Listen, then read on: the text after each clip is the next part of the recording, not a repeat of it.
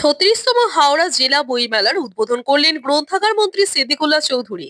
উপস্থিত ছিলেন খাদ্য প্রক্রিয়াকরণ ও উদ্যানপালন মন্ত্রী অরূপ রায়, বিধায়ক ও হাওড়া জেলা সদর তৃণমূলের সভাপতি কল্যাণ ঘোষ, ডাক্তার রানা চট্টোপাধ্যায়, সীতানাথ ঘোষ, জেলা শাসক পি দীপাপ্রিয়া, জেলা পরিষদের সভাধিপতি কাবেরী দাস, সহ সভাধিপতি অজয় ভট্টাচার্য সহ আরো অনেকে।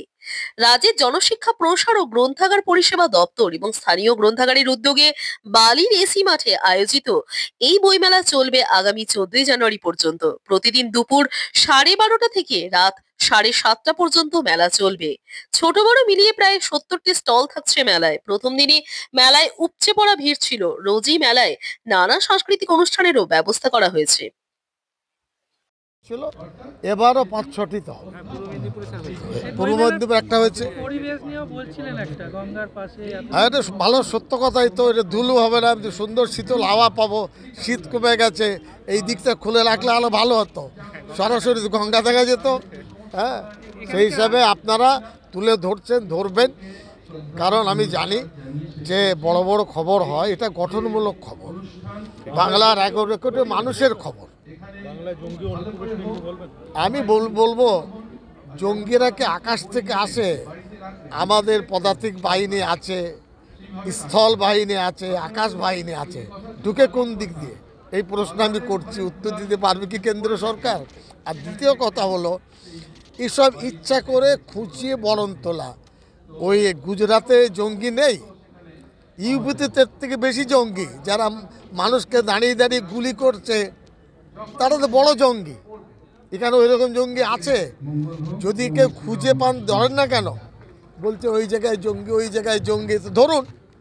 এসব মানে মমতা ব্যানার্জিকে, আমাদের সরকারকে হেয় প্রতিপন্ন করা, মিডিয়ায় হওয়া, ওদের বদরক্ত হয়েছে, বাংলায় চলবে না ওরা।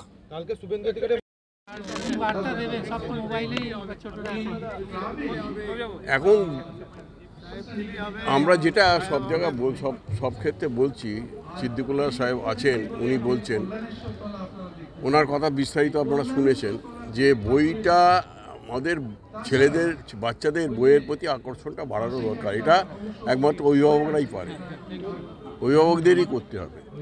কারণ এটা বইটা হচ্ছে হেলদি, আর বাকি সব কিছু আনহেলদি। তো সুতরাং বই ছাড়া কোনো উপায় নেই। বই আমাদের বন্ধু, এটা ঠিকই বলেছেন যে বই আমাদের বন্ধু। বই না থাকলে, বই না পড়লে জীবন সম্পূর্ণ হয় না। ওইটা সিদ্দিকুল্লাহ সাহেব সব তো শুনেছ, আর কি আছে বলো? কেউ কিছু বললে বলো তাড়াতাড়ি, আমি তো সব বলেইছি।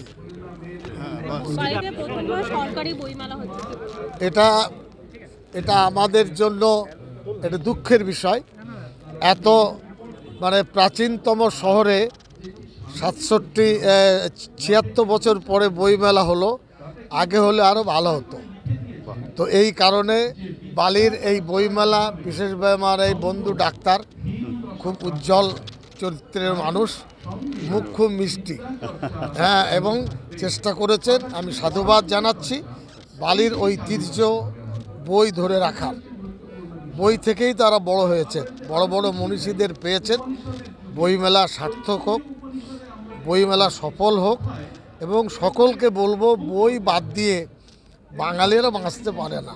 জল যেমন, মাছ যেমন জল বাদ দিয়ে বাঁচে না, বাঙালিরা বই বাদ দিয়ে বাঁচবে না। হ্যাঁ হ্যাঁ।